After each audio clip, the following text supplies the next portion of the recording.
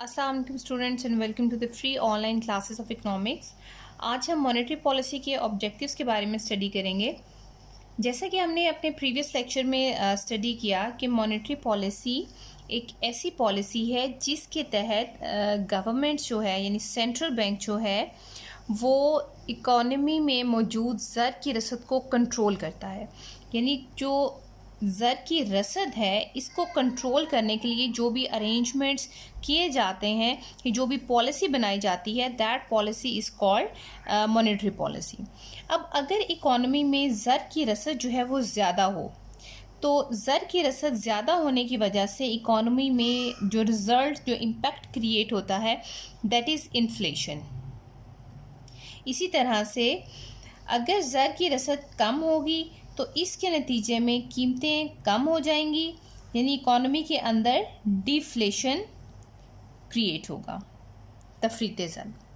अब monetary policy का जो बेसिक ऑब्जेक्टिव है वो है इकोनॉमिक स्टेबलाइजेशन, यानी इकोनॉमी में मौजूद तमाम मैक्रो इकोनॉमिक इंडिकेटर जो हैं वो हार्मोनाइज होते हैं, यानी एक स्मूथ पाथ में एक पर्टिकुलर रेट के साथ वो इंक्रीज़ हो रहे होते हैं, उसमें एक रैपिड फ्लक्चुएशंस जो हैं वो नहीं आती। ठीक है, तो ये ज़र की रसद को कंट्रोल करती है, सेंट्रल बैंक कंट्रोल करता है मॉनेटरी पॉलिसी के थ्रू। अब जो मॉनेटरी पॉलिसी है इसका मैकेनिज़्म क्या है, किस तरह से मॉनेटरी पॉलिसी अपने डिफरेंट इंस्ट्रूमेंट्स के इंटरेक्शन से स्टेबिलिटी की तरफ मूव करती है, तो ये इसका मैकेनिज़्म जो है डिपेंड करता है कि आप किस कंडीशन में एग्जिस्ट कर रहे हैं, कि क्या इकोनॉमी में इन्फ्लेशन है या डिफ्लेशन है। तो जो मॉनेटरी पॉलिसी है ये दो तरह की है, एक एक्सपेंशनरी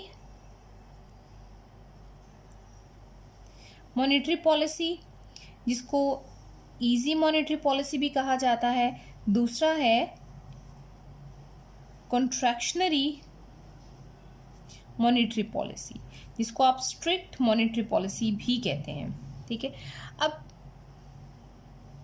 एक्सपेंशनरी मॉनेटरी पॉलिसी किस तरह से होगी कि अगर सेंट्रल बैंक एक ऐसी पॉलिसी इंट्रोड्यूस कराता है जिसके तहत शरह सूद यानी जो बैंक रेट है वो कम कर दिया जाता है, बैंक रेट। ठीक है, बैंक रेट कम कर दिया जाता है, जो रिज़र्व रिक्वायरमेंट है वो भी कम कर दी जाती है, और in the open market operation central bank जो है वो परचेज ऑफ सिक्योरिटीज़ करता है, परचेज ऑफ सिक्योरिटीज़ यानी सिक्योरिटीज़ को वापस ख़रीद लेता है। तो इस कंडीशन में जो पॉलिसी का ये जो मैकेनिज़्म है ये पॉजिटिव इम्पैक्ट क्रिएट करेगा नेशनल इनकम के ऊपर। ठीक है, तो ये है एक्सपेंशनरी मॉनेटरी पॉलिसी। इसी तरह इसके ऑपोजिट अगर इंटरेस्ट रेट को इंक्रीज़ कर दिया जाता है, यानी जो बैंक रेट है उसको इंक्रीज़ किया जाता है, रिज़र्व रिक्वायरमेंट इंक्रीज़ कर दी जाती हैं, और ओपन मार्केट ऑपरेशन में सेंट्रल बैंक जो है वो सेल ऑफ सिक्योरिटीज़ करता है, यानी सिक्योरिटीज़ को सेल करता है। तो इस कंडीशन में इसका मैकेनिज़्म इस तरह से होगा कि ये आउटपुट को रिड्यूस कर देगा, यानी नेगेटिव इम्पैक्ट होगा। अब आउटपुट इंक्रीज़ मतलब ऐसा करने से अगर आप एक्सपेंशनरी मॉनेटरी पॉलिसी इस्तेमाल कर रहे हैं तो इंटरेस्ट रेट कम करने से, बैंक रेट कम करने से, रिज़र्व रिक्वायरमेंट कम करने से और परचेज ऑफ सिक्योरिटीज़ करने से ज़र की रसद में इजाफा हो जाएगा। ठीक है, यानी पॉजिटिव इम्पैक्ट आएगा ज़र की रसद पे और उसका इम्पैक्ट आएगा आउटपुट पर, जिससे आउटपुट इंक्रीज़ हो जाएगी, एम्प्लॉयमेंट इंक्रीज़ होगी एंड सो ऑन। इसी तरह से अगर कॉन्ट्रैक्शनरी मॉनेटरी पॉलिसी है यानी स्ट्रिक्ट मॉनेटरी पॉलिसी है जिसके तहत शरह सूद को बढ़ाया जाता है, यानी बैंक रेट को बढ़ाया जाता है, रिज़र्व रिक्वायरमेंट को बढ़ा दिया जाता है और सिक्योरिटीज़ को ओपन मार्केट में सेल किया जाता है, तो ऐसा करने से जो ज़र की रसद है वो कम हो जाती है। ठीक है, अब डिफरेंट कंडीशंस में मॉनेटरी पॉलिसी जो है वो डिफरेंट होती है। ठीक है, किसी जगह पर कोई ऑब्जेक्टिव अचीव करने के लिए एक्सपेंशनरी मॉनेटरी पॉलिसी होती है और कुछ ऑब्जेक्टिव्स को अचीव करने के लिए कॉन्ट्रैक्शनरी मॉनेटरी पॉलिसी का इस्तेमाल किया जाता है। अब अगर हम इसके ऑब्जेक्टिव्स देखें तो just like the fiscal policy, जो फर्स्ट ऑब्जेक्टिव है that is price stability.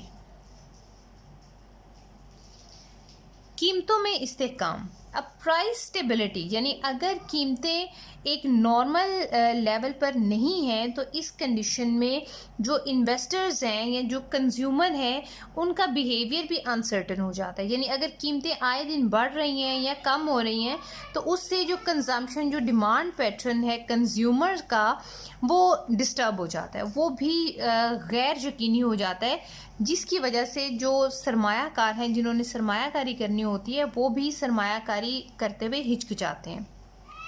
So the basic objective one of the basic objective is price stability. अब अगर इकोनॉमी के अंदर इन्फ्लेशन है, ठीक है, इन्फ्लेशन यानी अफराते ज़र है, तो इस कंडीशन में हमने ऊपर देखा कि ज़र की रसद ज़्यादा होती है, यानी इन्फ्लेशन में मनी सप्लाई ऑलरेडी ज़्यादा है, तो यहाँ पर स्टेबिलिटी अचीव करने के लिए हमें ज़र की रसद को कम करना पड़ेगा। तो आप देखें ज़र की रसद कम करने के लिए हमें कॉन्ट्रैक्शनरी मॉनेटरी पॉलिसी जो है वो यूज़ करनी पड़ेगी, यानी स्ट्रिक्ट मॉनेटरी पॉलिसी इस्तेमाल करेंगे। अब इस कंडीशन में जब हम इंटरेस्ट रेट को इंक्रीज़ करते हैं तो इकोनॉमी के अंदर जो सरमायाकारी है वो कम हो जाती है। जब सरमायाकारी कम हो जाती है तो सरमायाकारी के कम होने से जो एम्प्लॉयमेंट है, जो रोज़गार की सतह है वो कम हो जाती है, जिससे लोगों की आमदनियाँ कम हो जाती हैं। ख़ास तौर पर डिस्पोजेबल इनकम जो है वो कम हो जाती है। जब डिस्पोजेबल इनकम को अगर हम देखें तो इसके दो कंपोनेंट हैं, एक कंजम्पशन और सेविंग। तो जब इनकम कम हो रही है तो इनकम के कम होने से कंजम्पशन भी कम हो जाती है और सेविंग्स भी कम हो जाती हैं। दोनों फैक्टर्स जो हैं वो कम हो गए, जिसके नतीजे में कंजम्पशन के कम होने से डिमांड फॉर गुड्स जो है यानी जो तलब है चीज़ों की वो कम हो जाती है, जिसकी वजह से कीमतें कम हो जाती हैं। तो इस तरह से इन्फ्लेशन कंट्रोल हो जाता है। अगर हम सेविंग्स को देखें कि सेविंग्स कम हो गई हैं तो हमें पता है कि इक्विलिब्रियम कहाँ पर होता है, जहाँ पर savings is equal to investment होती है, यानी जो सेविंग्स हैं वही आपको इन्वेस्टमेंट के लिए सरमायाकारी के लिए कर्जे फराहम करती है, सेविंग्स में से आते हैं। तो अगर सेविंग्स ही कम है तो इन्वेस्टमेंट भी कम होगी। जब इन्वेस्टमेंट कम होगी तो इन रिस्पॉन्स ये सारा प्रोसेस जो है इन्वेस्टमेंट से ऑनवर्ड कंटिन्यू रहेगा और प्राइसेस जो हैं वो फॉल कर जाएंगी। ठीक है, इस तरह से आप देखें कि स्ट्रिक्ट मॉनेटरी पॉलिसी को इस्तेमाल करते हुए जो ज़र की रसद है उसको कंट्रोल किया गया है, रिड्यूस किया गया है। इसी तरह से अगर इकोनॉमी के अंदर डिफ्लेशन है, डिफ्लेशन मीन्स ज़र की रसद कम है, यानी अगर ज़र की रसद ऑलरेडी कम है तो अब हमारा टारगेट क्या है कि हमने ज़र की रसद को बढ़ाना है। अब ज़र की रसद में इजाफे के लिए हमें एक्सपेंशनरी मॉनेटरी पॉलिसी का इस्तेमाल करना पड़ता है, यानी अगर इस कंडीशन को ख़त्म करने के लिए इंटरेस्ट रेट यानी बैंक रेट जो है उसको कम कर दिया जाता है, रिज़र्व रिक्वायरमेंट कम कर दी जाती है और कमर्शियल बैंक से जो सिक्योरिटीज़ हैं वो गवर्नमेंट यानी सेंट्रल बैंक जो है वो वापस परचेज़ कर देता है, परचेज ऑफ सिक्योरिटीज़। जो सेंट्रल बैंक है ये गवर्नमेंट का बैंक होता है, हुकूमत का बैंक होता है। ठीक है, तो हुकूमत के कहने पर ही वो ये पॉलिसी डिज़ाइन करती है। अच्छा, इंटरेस्ट रेट कम हो गया, रिजर्व रिक्वायरमेंट कम होगी, परचेज ऑफ सिक्योरिटीज़ हुई। इन सब के नतीजे में क्या हुआ कि इकॉनमी के अंदर ज़र की रसद में इजाफा हो गया। ठीक है, अब जब ज़र की रसद में इजाफा हो गया, इंटरेस्ट रेट कम हो गया, तो एक तरफ तो इंटरेस्ट रेट कम हो जाने से सरमायाकारी में इजाफा हो जाएगा, दूसरी तरफ ज़र की रसद में इजाफे से लोगों की जो आमदनियां हैं वो इंक्रीज़ हो जाएंगी। जब आमदनियां इंक्रीज़ हो जाएंगी तो उनकी जो कुव्वत ख़रीद है, परचेजिंग पावर, वो इंक्रीज़ हो जाएगी। अब इन्वेस्टमेंट के इंक्रीज़ हो जाने से जब परचेजिंग पावर इंक्रीज़ होती है तो परचेजिंग पावर की इंक्रीज़ हो जाने से जो डिमांड है वो इंक्रीज़ हो जाएगी, डिमांड तलब। जब डिमांड इंक्रीज़ होगी तो प्राइसेस ऑटोमेटिकली इंक्रीज़ हो जाएंगी और प्राइसेस के इंक्रीज़ कर जाने से जो डिफ्लेशन है वो ख़त्म हो जाता है, यानी प्रॉफिट्स इंक्रीज़ हो जाते हैं, रिसेशन ख़त्म हो जाता है और इकोनॉमी दोबारा से रिवाइवल की तरफ मूव करती है। तो इस तरह से with the help of monetary policy economy के अंदर प्राइस स्टेबिलिटी जो है वो मेंटेन रखी जाती है। इसी तरह से जो सेकंड बेसिक ऑब्जेक्टिव है मॉनेटरी पॉलिसी का, the second basic objective of monetary policy is full employment. Full employment यानी मुकम्मल रोज़गार, ऐसी सूरत हाल जिसमें हर वो शख्स जो काम करने की अहलियत रखता है उसको उसकी अहलियत यानी उसकी एबिलिटीज़ के मुताबिक रोज़गार मुयस्सर है। अब अगर इकॉनमी जो है वो बिफोर फुल एम्प्लॉयमेंट काम कर रही है तो इसका मतलब है there is a particular amount of unemployment in the economy. अब इस कंडीशन में इस अनएम्प्लॉयमेंट को रिड्यूस करने के लिए जो है इन्वेस्टमेंट इज़ रिक्वायर्ड, और इन्वेस्टमेंट को प्रमोट करने के लिए, एनकरेज करने के लिए मनी सप्लाई को इंक्रीज़ करना रिक्वायर्ड है। सो इस कंडीशन में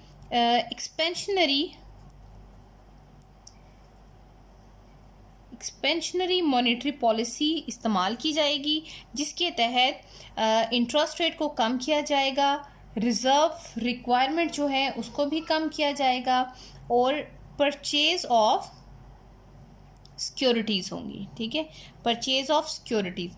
इस तरह से इस मैकेनिज़्म के तहत जो अगर मॉनेटरी पॉलिसी ऑपरेट करती है तो मनी सप्लाई में इजाफा हो जाएगा।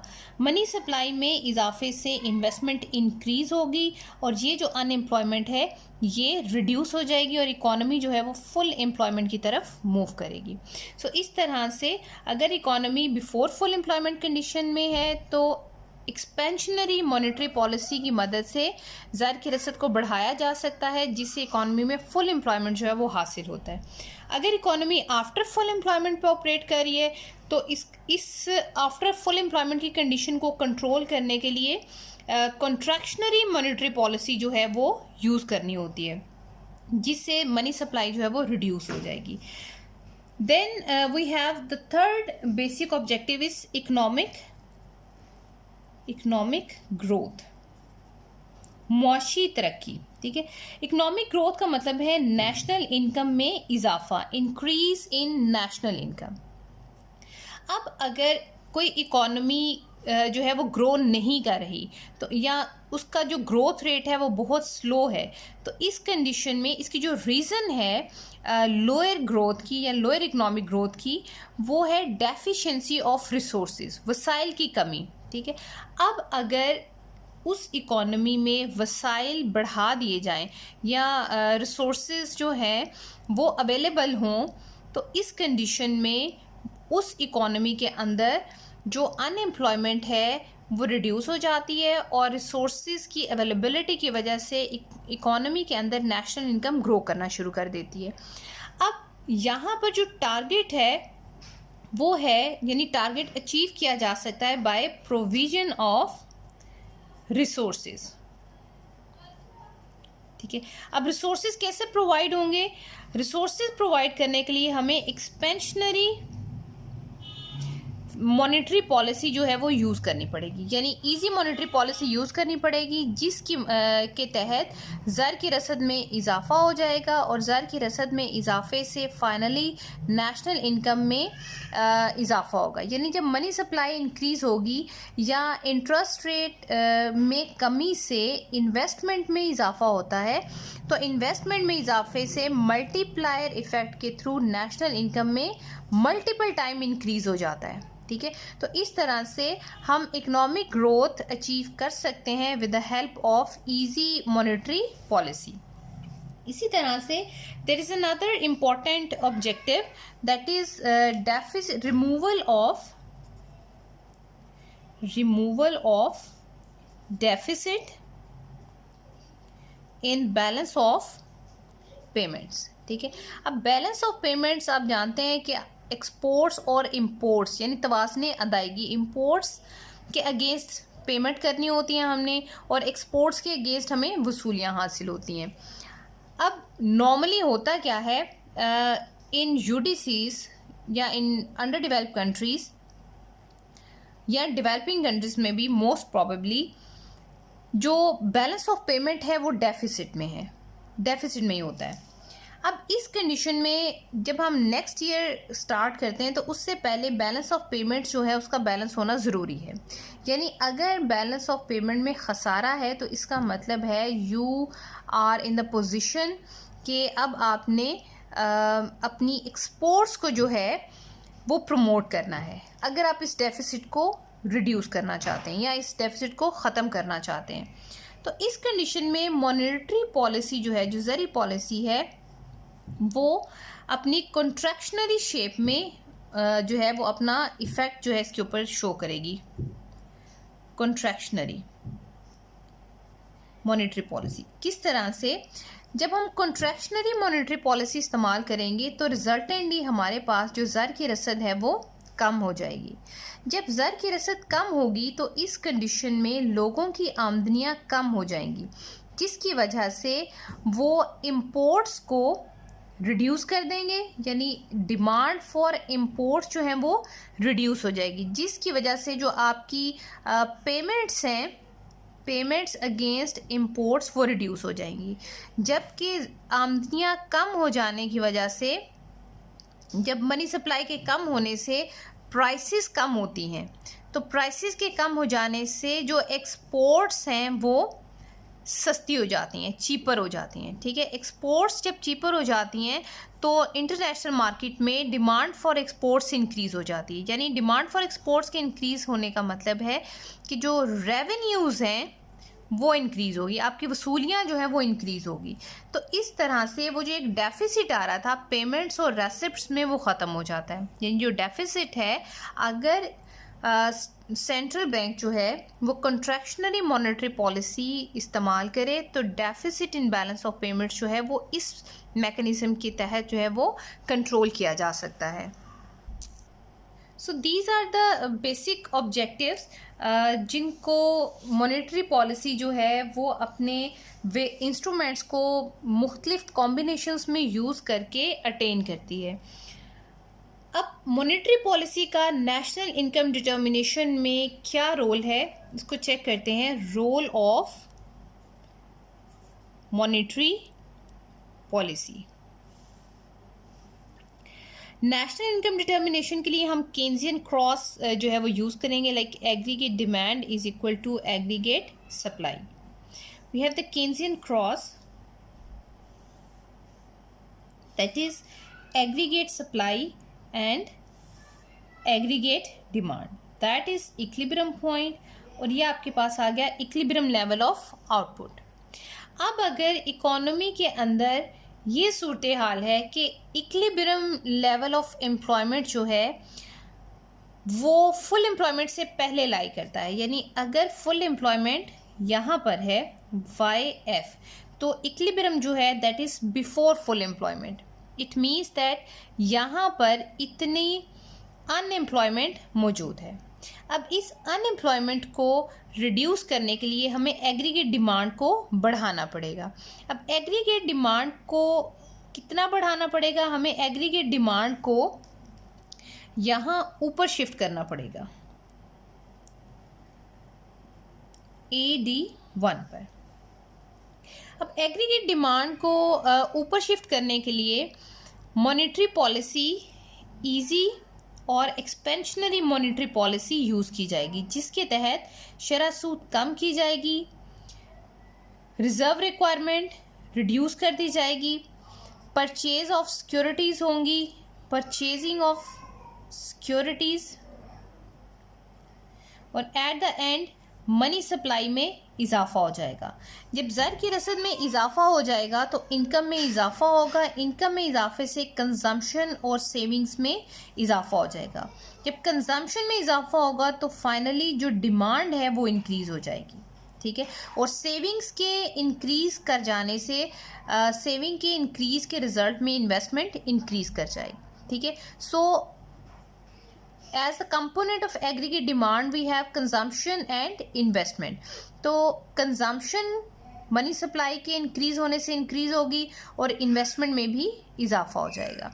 तो इस कंडीशन में जब इजी मॉनेटरी पॉलिसी का इस्तेमाल किया जाएगा तो ये जो डिफ्लेशन की कंडीशन है, जहाँ पर aggregate supplies greater than aggregate demand था, ये डिफ्लेशनरी गैप जो है ये ख़त्म हो जाएगा, क्योंकि because of expansionary monetary policy aggregate demand curve ऊपर शिफ्ट हो जाएगा। ठीक है। इसी तरह से अगर इकोनॉमी के अंदर इसके ऑपोजिट कंडीशन लाई करती है, यानी आफ्टर फुल एम्प्लॉयमेंट की कंडीशन है, तो उसको देखते हैं aggregate supply and aggregate demand, that is equilibrium point. ये आपके पास आ गया YE, equilibrium level of employment. अब अगर हम ये सपोज करें कि फुल एम्प्लॉयमेंट इससे पहले है YF, तो ये देखें फुल एम्प्लॉयमेंट पर aggregate demand is greater than aggregate supply, तो यहाँ पर ये इन्फ्लेशनरी गैप जो है वो क्रिएट हो जाता है, और जो इक्विलिब्रियम है that is after full employment level. अब फुल एम्प्लॉयमेंट अटेन करने के लिए हमें इस पॉइंट पर अपने एग्रीगेट डिमांड कर्व को शिफ्ट करना पड़ेगा।